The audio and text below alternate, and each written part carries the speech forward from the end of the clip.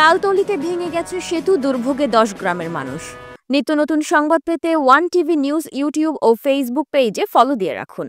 বরগুনার তালতলির অত্যন্ত গুরুত্বপূর্ণ মাছ বাজার সংলগ্ন বগিরদোনা খালের উপর নির্মিত সেতু ভেঙে যাওয়ায় দুর্ভোগ পোহাচ্ছে অন্তত 10 গ্রামের মানুষ। উপজেলার বরবগি ও নিশানবাড়িয়া ইউনিয়নের সাথে সংযোগ সেতু ছিল এটি। শুক্রবার 31 জানুয়ারি সকালে এটি হঠাৎ ভেঙে পড়ে। বড় অঙ্কুজানপাড়া, খোট্টার চর, 40 গ্রাম সহ বিশাল একটি জনগোষ্ঠী মানুষের চলাচল ছিল এই সেতুটি। ভাঙা সেতুটির কারণে সবচেয়ে বেশি দুর্ভোগের শিকার শিক্ষার্থীরা, কৃষক, জেলে এবং রোগীরাও।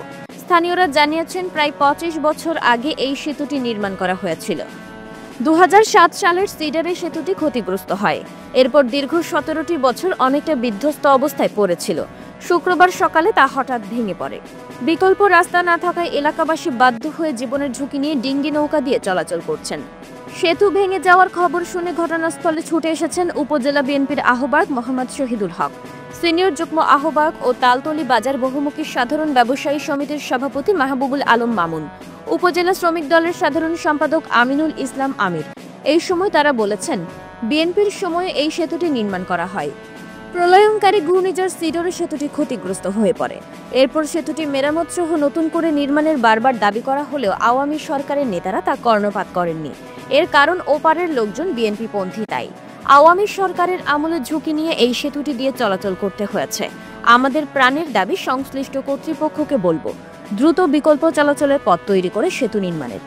উপজেলা এলজিডি ইঞ্জিনিয়ার মোহাম্মদ শাখাওয়াত হোসেন বলেছেন, সেতুটি আগে থেকে ঝুঁকিপূর্ণ, বিষয়টি উদ্বোধন কর্তৃপক্ষ তা আগে জানানো হয়েছে।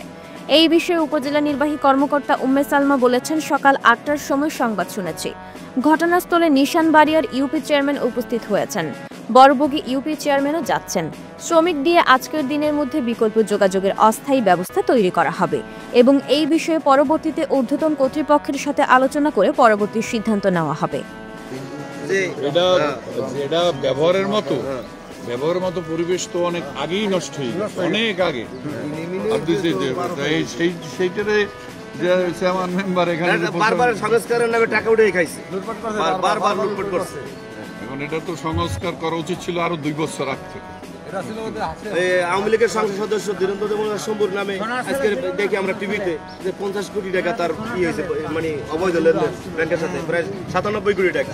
আর আমাদের এই দেশে হাজার হাজার কোটি টাকা মারিয়ে গাইয়া এই ব্রিজ বিএনপির আমলে হয়েছে। আমাদের এই ব্রিজ বিএনপির আমলে এই খালে 7টা ব্রিজ হয়েছে, এই ব্রিজ 7টা ব্রিজ হয়েছে। কিন্তু আসলে এই আওয়ামী লীগ 15 বছর 7 মাস ক্ষমতায় থেকেও এই ব্রিজের কোনো সুরাহা দিতে পারে নাই। বারবার মিডিয়া এবং তালতলির মিডিয়া, বরগুনার মিডিয়া সবাই লেখালেখির পর কোনো সুরাহা হয় না।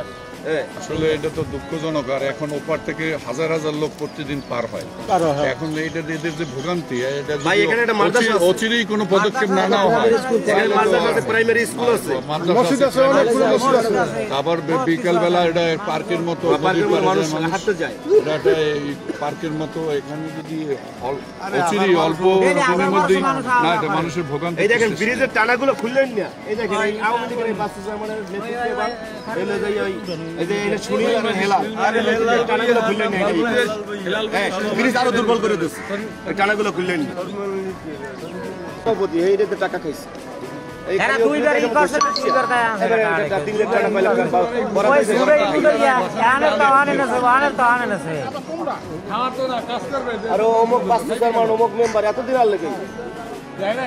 এটা বারবার আজকে 3 থেকে 4 বছর আমরা এটা লেহালেই এবং মিডিয়া নিয়ে বিভিন্নভাবে চেষ্টা করেও কোনো কিছু করে না। আজকে আইসে আজ দেখতেছি না এখন। তো বন্ধুরা, এই প্রতিবেদনটি ভালো লেগে থাকলে আপনার ফেসবুকে এখনই শেয়ার করে দিন। সেই সঙ্গে আমাদের ফেসবুক পেজ, ইউটিউব চ্যানেলটি ফলো করে রাখুন। এতক্ষণ ওয়ান টিভি নিউজ ইউটিউব, ফেসবুকে ভিডিওটি দেখার জন্য আপনাদের অসংখ্য ধন্যবাদ।